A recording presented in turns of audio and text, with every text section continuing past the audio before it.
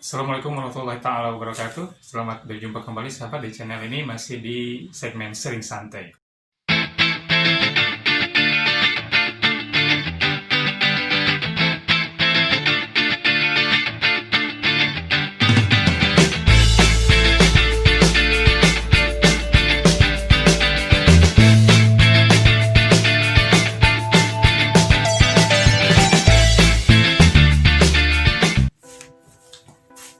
Baik sahabat semuanya, kali ini saya akan sharing terkait dengan persoalan ataupun penyebutan nama para pihak di pengadilan agama ketika dia berperkara.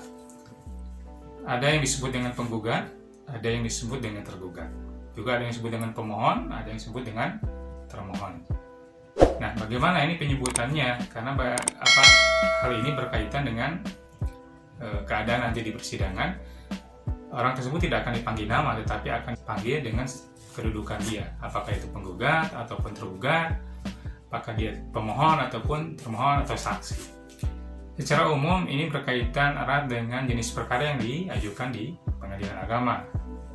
Ada yang berbentuk kontensius, ada yang berbentuk volunter. Kontensius itu adalah perkara yang di dalamnya ada sengketa. Contoh perkara ini adalah gugatan asal bersama, gugatan penguasaan anak atau hadanah, gugatan asal waris, wakaf. Juga ada yang berkaitan dengan sengketa perkawinan, terkhusus adalah cerai gugat dan cerai talak. Dalam perkara kontensius, penyebutan para pihak pun yaitu bagi dia yang mengajukan gugatan disebut penggugat, sedangkan bagi yang terlawan disebut tergugat. Dalam sengketa perkawinan yang berkaitan dengan perceraian, itu lain lagi. Ada dua lagi penyebutannya, ada yang disebut pemohon, ada yang disebut penggugat, ada yang disebut termohon, ada yang disebut tergugat. Nah, ketika si suami yang mengajukan perceraian, ini jenis perkaranya disebut cerai talak. Penyebutannya pun berbeda dengan penyebutan apabila perkara tersebut diajukan oleh si istri. Apabila si suami mengajukan, dia disebut pemohon, dan istrinya didudukan sebagai termohon.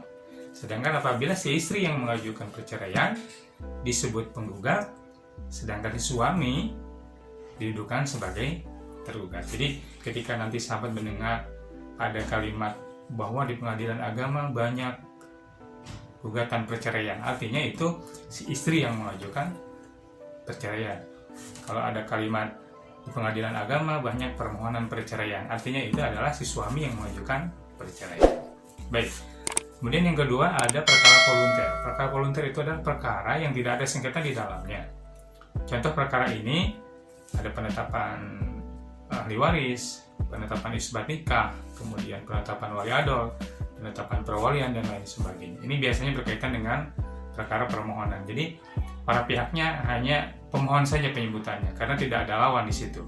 Baik itu sendiri ataupun berdua ataupun banyak. Kalau satu orang berarti disebut pemohon, kalau berdua disebut pemohon satu, pemohon dua, lebih dari dua orang biasanya disebut para pemohon. Karena di situ tidak ada lawan, maka ya tidak ada yang disebut dengan termohon ataupun termohon satu, termohon dua dan lain sebagainya. Hanya ada pemohon saja.